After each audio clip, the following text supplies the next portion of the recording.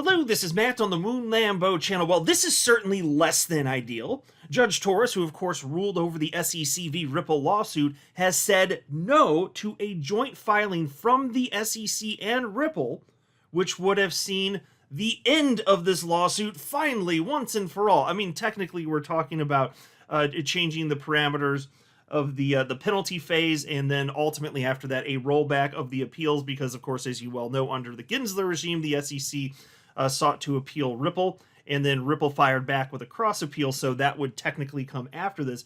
But Judge Torres said nope.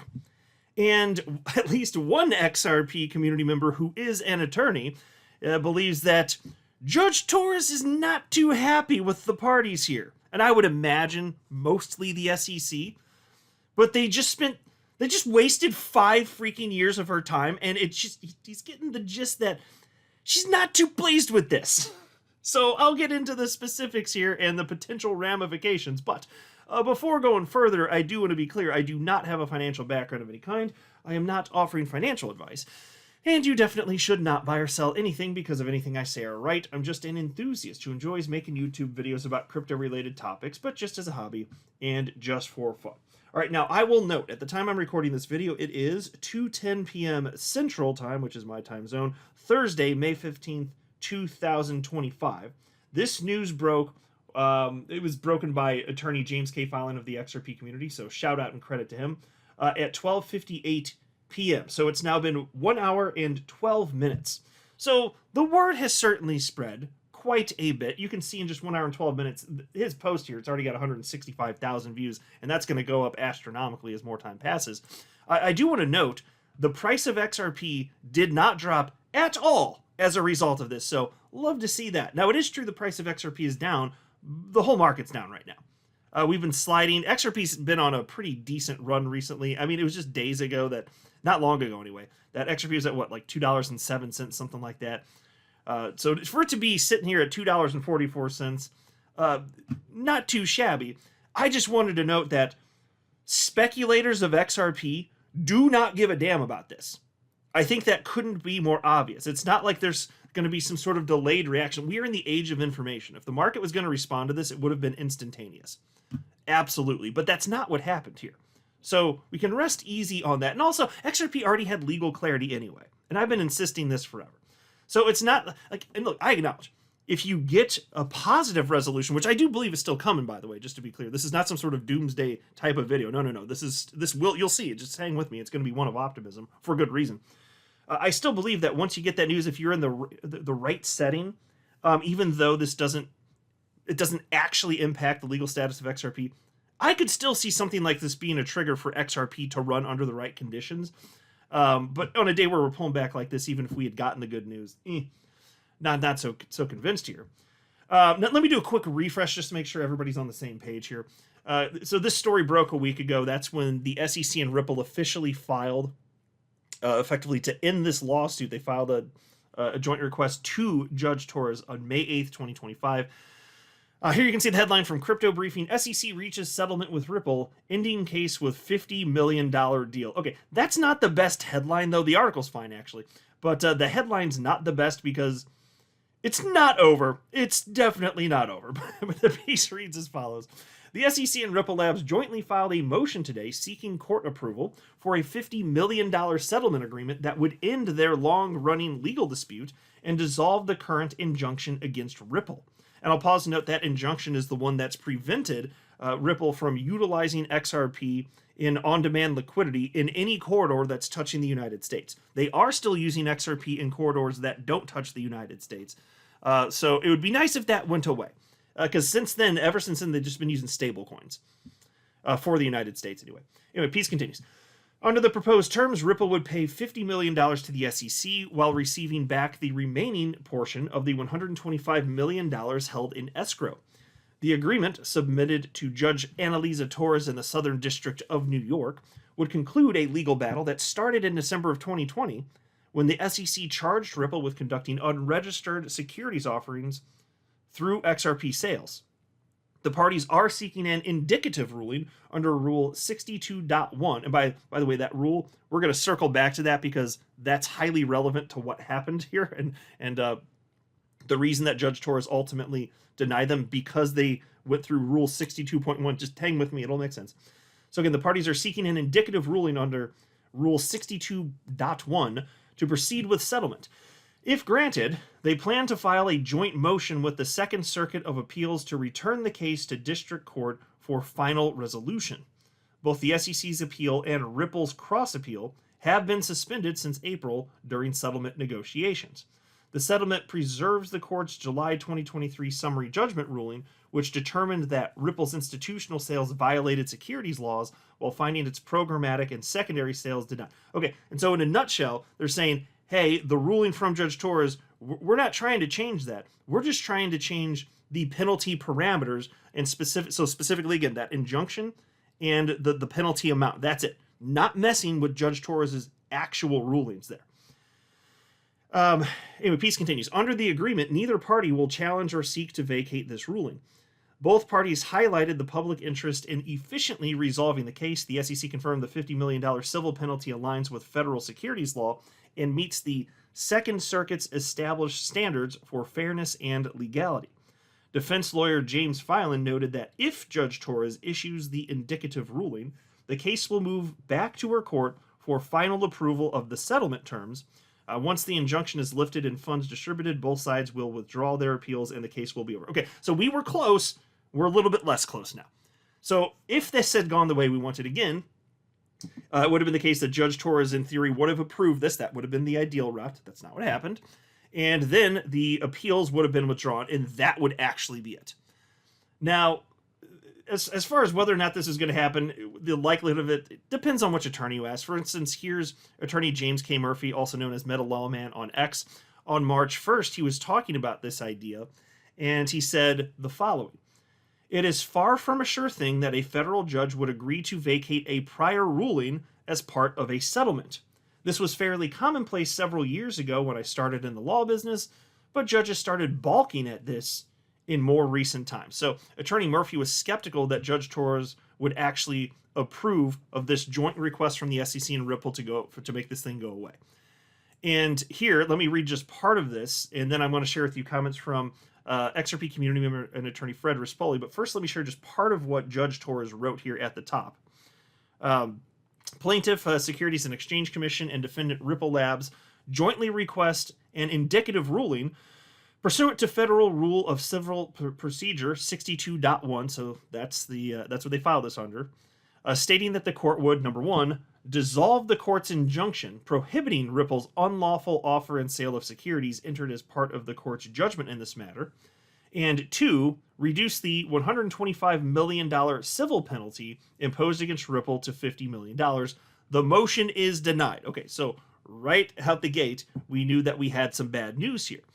Now, I'm not going to come back to this, and I'll show you some of her precise language as to why, but first let me explain what happened through the perspective of Attorney Filan and Attorney Rispoli. So upon initially sharing this news a little over an hour ago, Attorney Filan posted the following. Judge Torres has denied the party's motion for an indicative ruling. And then he quoted part of what she stated, which reads as follows. If jurisdiction were restored to this court, the court would deny the party's motion as procedurally improper, end quote. And so this is Judge Torres saying, you filed this wrong, basically. Or at least that, she said it, I'm paraphrasing, but she more precisely said, procedurally improper. But then you might think, okay, so Ripple did something wrong? Well, actually, no, not so fast. It turns out, as you'll see here, Judge Torres had the latitude to decide whether or not this filing would be sufficient or insufficient, and she decided it was insufficient, unfortunately, which she didn't have to do. She could have played nice. She's not playing nice. So Attorney Rispoli responded to that post and wrote, the meaning here is that the parties didn't request relief under the right rule of civil procedure. So they will refile it under the correct rule, but me reading between the lines is that Ripple and the SEC need to get on all fours and beg for relief. Somebody from the community responded to that and wrote, I find it hard to believe that both Ripple lawyers and the SEC lawyers did not know the procedure. This feels kind of a deliberate delay. And I can understand why somebody would say that. Now, Attorney Rispoli responded to that with the following. No, they tried to do it the easy way first. Now they have to do it the hard, messy way. And so this is what Annalisa Torres, the judge in this case, is saying would have been procedurally proper. To a degree, though, that's subjective. So it's not that the SEC and Ripple jointly filed incorrectly. It's that they couldn't know for sure how she'd respond to this. She could have said this was just fine. Instead, she wants way, way, way more documentation, way more persuasive arguments, way more work, and way more money spent on behalf of apparently the taxpayer, because the SEC is filing this, they're in charge, and also Ripple, right? And so here's more from Attorney Rispoli after reading through this thing. And it was just a short 2-page document here. I don't need to read the whole thing. I'm going to make the whole thing full page for you in just a second. If you want to pause, you can read the whole thing. There is one more section I want to read through from the 2-page. But first I want to share with you what Attorney Rispoli had to say here, because he quotes some of this. And so here's a quote. By styling their motion as one for settlement approval, the parties fail to address the heavy burden they must overcome to vacate the injunction and substantially reduce the civil penalty. End quote. Translation: you effing wasted 5 years of my time on this, and that is ridiculous. Refile, and if you beg for relief and give me a heavy, heavy details on why you wasted my time and why I should do this, I just may. What would I do? File a 20, and this is Attorney Rispoli speaking for himself now. What would I do? File a 25-page motion, describe all the other cases being dropped, file declarations from the commissioners, describe the failures of the SEC to do any meaningful work on crypto guidance, etc. I do think that will get it done, but that's going to take at least 2 to 3 weeks for Ripple and SEC to put together and file, and then another week or two for judge to rule.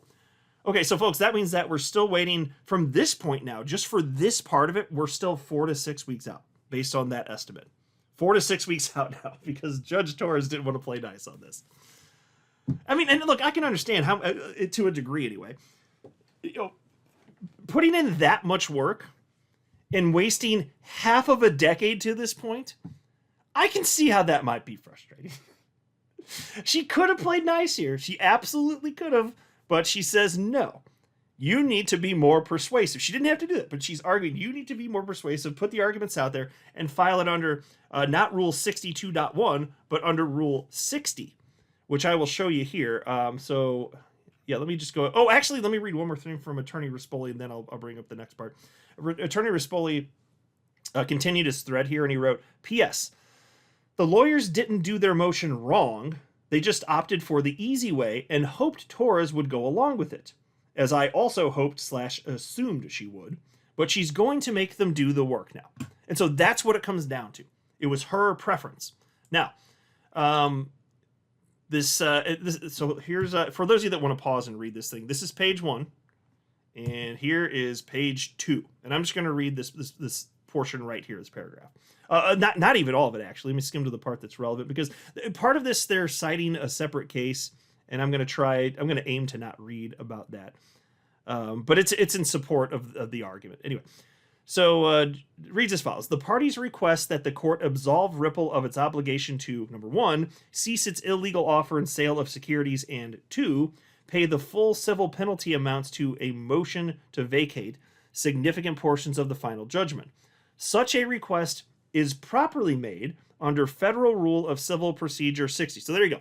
Not 62.1. She's saying the right way would be to file this civil procedure, which means that you've got to do a lot more work. Under that particular civil procedure, there's a lot more work that would have to be done than to just make the request. So so Ripple and SEC again tried it the easy way. As Attorney Rispoli pointed out, Judge Torres said, nope. You bitches ain't getting away with this so easy, right? That's effectively it. Then she writes, she's referencing another case, Citigroup here, so I'm just going to read it though anyway.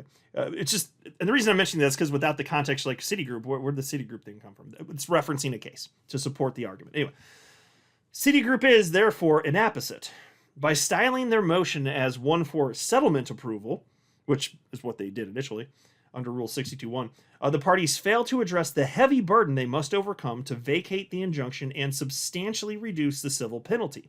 Relief from judgment under Rule 60 is granted only upon a showing of exceptional circumstances. The parties have made no effort to satisfy that burden here. Their request does not even mention the rule. Accordingly, if jurisdiction were restored to this court, the court would deny the parties' motion as procedurally improper. And so there you go. That's why the indicative ruling is denied. So this is not something to flip out about. And Attorney Rispoli stated that also. I don't know if I have this post pulled up, but he had a separate post. He's like, this is not something to flip out about. It's just the case that this is a procedural thing.